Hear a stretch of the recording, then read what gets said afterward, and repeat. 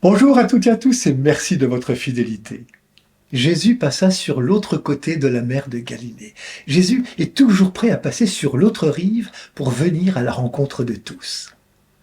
La solitude de Jésus, pour son peuple, n'a pas de limite. Il est venu pour donner la vie et la vie en plénitude. Il nourrit la foule à partir des ressources qu'il trouve en elle, les 5 pains et les 2 poissons offerts par un jeune garçon. C'est dans le peuple auquel il est envoyé qu'il découvre les éléments nécessaires à sa vie. Jésus a cette capacité de permettre à chacune et chacun de donner le meilleur de lui-même. C'est ainsi qu'il envisage la communauté humaine. Chacun peut donner sa part pour le bien de tous. Une communauté grandit quand on a part des ressources propres aux personnes qui la composent. Ayons la patience de découvrir les dons de l'esprit que recèle toute communauté de foi, toute communauté humaine. Ce doit être pour cela qu'il recommande aux apôtres qu'il envoie en mission: ne prenez ni bâton, ni sac, ni argent, n'ayez pas 2 tuniques. Il fera la même recommandation aux 72 disciples: n'emportez pas de bourse, pas de sac, pas de sandales. Commencez à marcher au pas de la communauté, découvrez ses richesses, ses ressources. Mettez-vous dans la dépendance de celles et ceux auxquels vous êtes envoyés.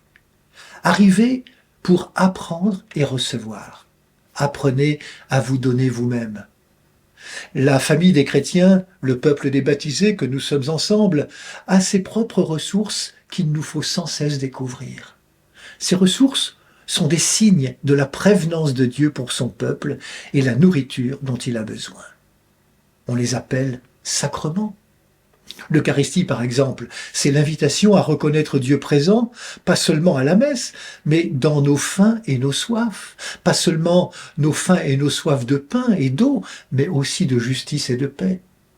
Le baptême et la confirmation, c'est la célébration de Dieu présent en tout ce qui naît, commence et recommence chaque jour en nos vies, alors que parfois on aurait envie de baisser les bras.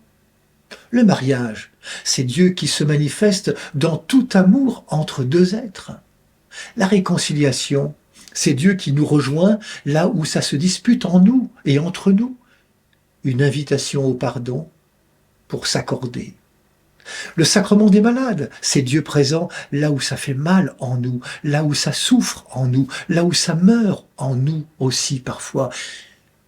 Mais il y a la tendresse. Oui, les sacrements, c'est Dieu sur nos routes, dans nos vies de tous les jours, réellement présent. Pour reconnaître Dieu dans les sacrements, il faut les yeux de la foi, ce regard qui nous fait voir l'invisible. Dans l'Évangile, les disciples ne voyaient pas les ressources possibles pour nourrir la foule. Jésus, lui, avait sans doute vu les 5 pains et les 2 poissons. La foi, c'est voir où est la vie. Finalement, reconnaître Dieu, c'est peut-être d'abord être reconnu par lui, aimé par lui.